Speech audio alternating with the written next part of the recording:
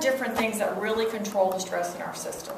So can anyone just tell me what one of the things may be?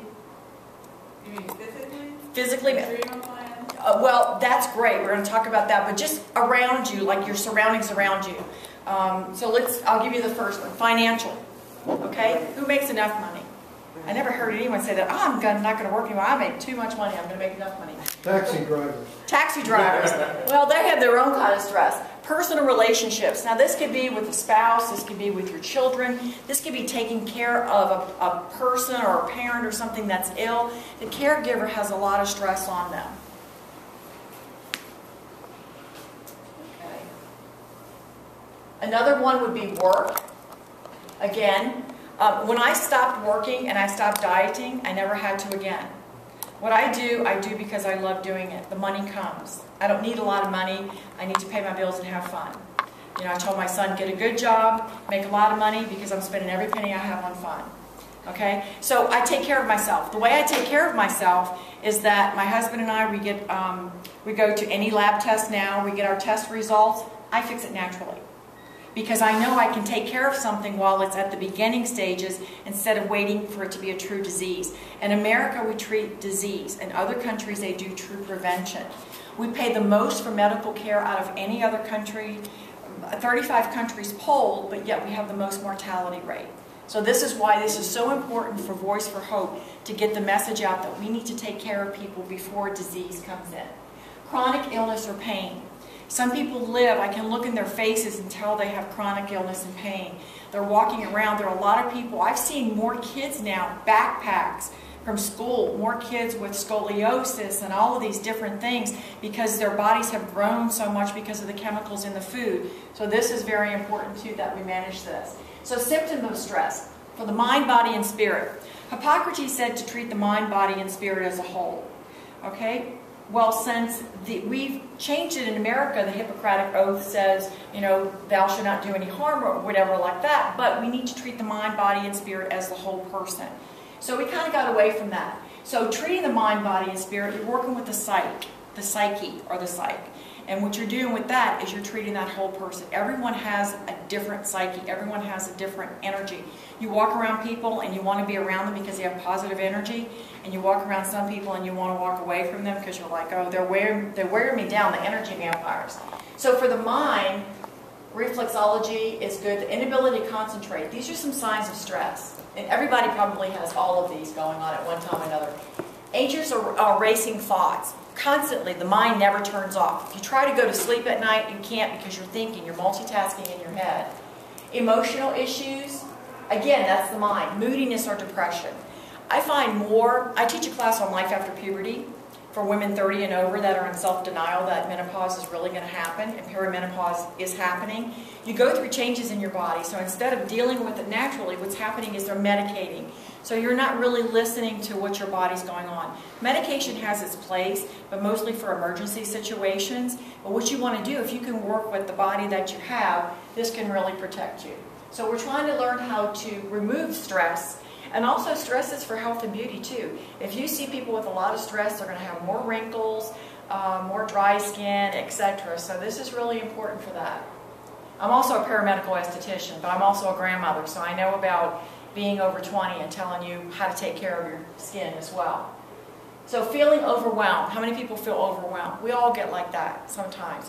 On the way over here, my husband and I missed our 8:30 flight. And I'm like, oh, it's okay. We'll just get the next one. Because you know what? 10 years ago, we would have been freaking out. You know, oh my gosh. You can't change it. I can't jump on another plane until the plane's ready to take off. So it's like, okay, let's just sit down and read a book or something. We'll get there when we get there. I'll call the people I'm with. There's nothing we can do about it. Okay? Physical changes. This is the physical body. We dress this physical body. Pretty much we don't take care of the inside of the body unless there's aches and pains. But that's a message. When you have aches and pains, that's a signal. You need to take care of that. When it becomes dis-ease, where it's like, you know, this doesn't feel right and hasn't felt right for a couple of days, that's dis-ease. Before it becomes disease, you need to take care of it. So you want to go to a holistic practitioner that's going to find the source of what's going on with you so that you can take care of the inside before it becomes any worse. Acne, wrinkles, and dry skin. That's for stress. With people with stress, you'll find that they have the lines here in their faces, the lines across the forehead. Aging is a natural process, but how you age sometimes depends upon the stress. Sometimes I do yoga at high schools. These kids look old. I mean, they're eating chemicals, they're fat, they're, and then they look old. Some of them I have to ask, who's the teacher? Because, you don't want to offend anyone, but this is another thing. And they have stress in their life, peer pressure stress, etc. So this stress doesn't only go for adults. This is for children, too. I'm finding more and more children, younger ages, that don't have an outlet for this stress. Lowered immunity. This is very important. It's something we're going to talk about. You mentioned adrenals before, which is very important. If you're under too much stress, your body's going to feel it. You get that first little tickle. Well, if you can take care of yourself before then, you can get it to go away. But if you're under too much stress, it's going to come full force and hit you. Behavioral. This is your spirit. Eating more or less. When you're nervous, you're under too much stress, you eat more or less. It's like chocolate is not vitamin C, ladies, okay? It's okay every once in a while, but, okay? Sleeping too much or too less. You have that brain turned on constantly. So I'm going to teach you some things to do. All of this is audience participation. I teach you some things to do for yourself that's going to help you relax. Okay, so just about everybody in this room has had or maybe having some of these symptoms at some time in their life. Nervous habits like nail biting, pacing up and down. You see people sometimes they don't even know what they're doing. They're just constantly moving, and that's just a nervous habit from having too much stress. Okay, the major endocrine glands. What we want to work on, the pineal, pituitary, thyroid, thymus, and adrenal. These are the things I deal with. In my practice, mostly I see people that have stress or hormonal issues. They kind of go hand in hand. So the pineal gland is responsible for your sleep-wake cycle, also sexual libido. Pituitary gland, that's the master gland. It's about the size of a pea. It's about right here. The brain is the control center. So we need to get everything to the brain. It needs to put it out to the rest of the body. So if you're having pain down here and you're under too much stress, the brain's not getting the messages out to the rest of the body. It's staying right there to take care of the brain. Thyroid gland, again, this is responsible for metabolism, also sleep-wake cycles. Also, the thyroid helps to generate the hormones to the rest of the body. Thymus, the thymus, if everybody taps right here in their sternum, this is where your thymus is. I do this quite often. In children, it's large. The thymus houses the production of our immune system, the original immune system. As we get older, it shrinks, but nonetheless, it still works. So every morning I start out by pressing on the thymus right here, even before I go to bed. I'll press on the thymus right here just to kind of regulate everything that I took in through the day. Well, all of these glands are great, but the adrenal glands are overlooked. I never even knew there was adrenal gland until I started holistic therapies because it was not told to me when I went to a doctor. Adrenal gland sends the messages to the brain to release hormones if you're under stress. It sends adrenaline to your heart. If someone were to have a heart attack right now, I'd press on that adrenal reflex as hard as I could because that would send adrenaline up there. We need this extra adrenaline. As we get older, what happens is we start to lose that adrenaline. When you have adrenaline going up, if you have a nervous situation or something that causes you to have extra stress, it's going to send cortisol, which is the hormone that helps to relax the body and help to ease the body. If you get too much cortisol in that brain, it's going to tell the pituitary to stop what you're doing. We need to protect the brain. It's not going to let the rest of the hormones come down to the body. And this is where we have problems with people that have, I see young girls that have problems with their periods. I see sleep disorders, a lot of different functions that the adrenals control. I had 2 people come to me last month and said, my doctor said I have a thyroid issue. Well, it had a borderline reading, the blood test had a borderline reading of a thyroid issue. I said, okay, let's do reflexology. It was not thyroid at all. It was completely adrenal. So I said, I want you to go, and I refer people to other practitioners, maybe a chiropractor or acupuncture, that we're on the same page with things. I said, you need to compare this with me so that I know we're on the same page to treat this person properly. So if we can get the adrenal going, same thing with bioidentical hormones. A lot of women come to me for bioidentical hormones. First thing we do is have to treat the adrenal. If your adrenals are low, we can make a pill this big. It's not going to help. Okay? If those adrenals are not working, then we have to get you some help. There are natural supplements that you can take. Also, I show people how to work on themselves to stimulate their adrenal glands. Everything I do, I give you life work. A according to what I find in your body, I'm going to give you life work to do every day so that you can keep your inner balance going. So we talked about before, 85% disease is caused by stress. I think it's 100%. I really do, because we're living, this is an old reading, but I think we're living in a society where it may be 100%. Adrenal glands are the biggest factor in regulating hormones. Again, we have to get those adrenals going so that we can get, they send the messages directly to that master gland. The master gland is saying, okay, this one needs epinephrine because it hurts. This one needs, the ovaries need something to jumpstart it. So it's sending all those messages. How to maintain inner balance. I'm going to teach you deep diaphragmatic breathing, reflexology, water, and aromatherapy. These are the things we're going to learn today. Okay, deep breathing. The benefits of deep breathing. It massages the immune organs. And that's because when we're going to do some deep breathing, we're going to make the belly come out and then go back in. We're taught to breathe like this. You know, like we never take our belly out because we want to look good. We're killing ourselves. Okay, so we want to get the immune system going. Repair cells. Oxygen helps to repair cells. And this is what we need, especially because now we're taking in toxins from all around us. We need to have that constant cellular repair. Moves lymph and blood. The lymphatic system is the extra system. You know, if you sit too long, you start to swell. If you see somebody with one leg a lot bigger than the other, one arm a lot bigger, that's called lymphedema. That means that the lymph nodes aren't working properly. You have about 650 lymph nodes in the front of your body, only 2 behind your body. So, and the only way it moves is through breathing and exercise, period.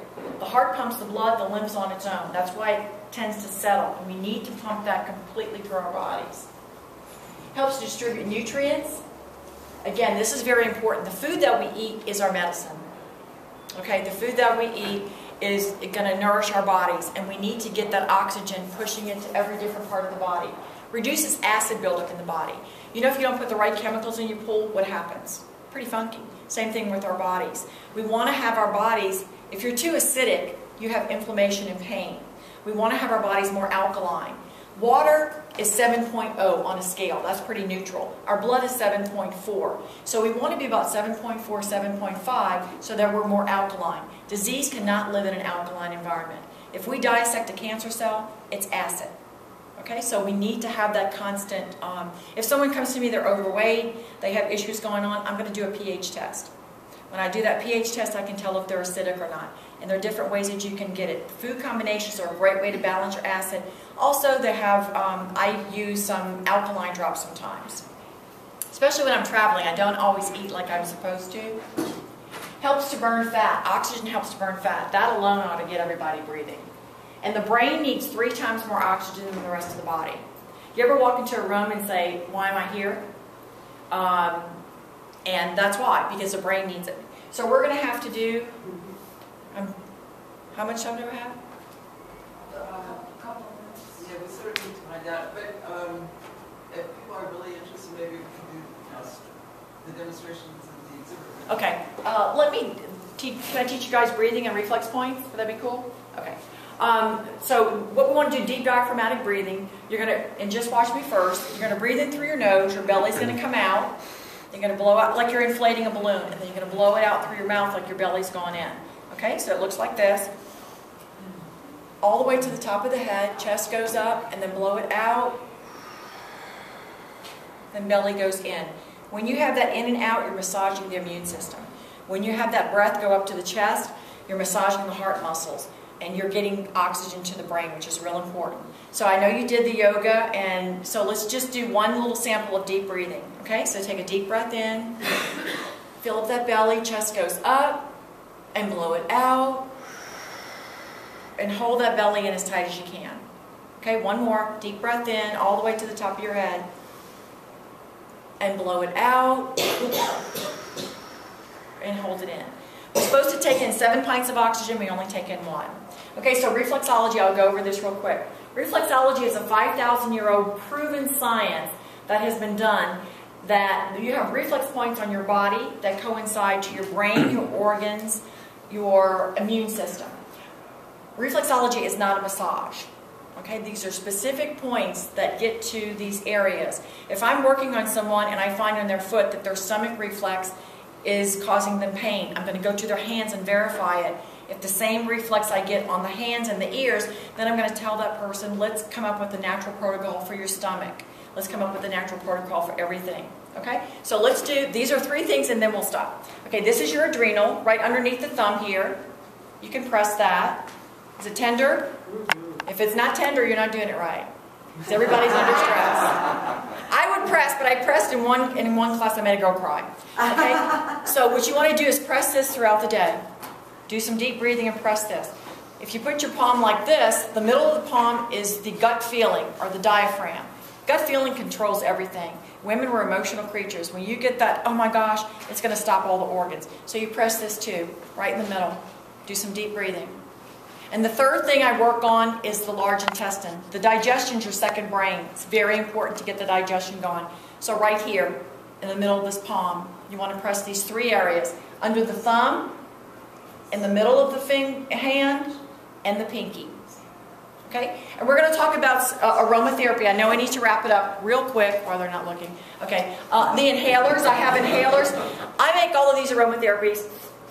Come into the next room, I'll explain everything to you. Yeah.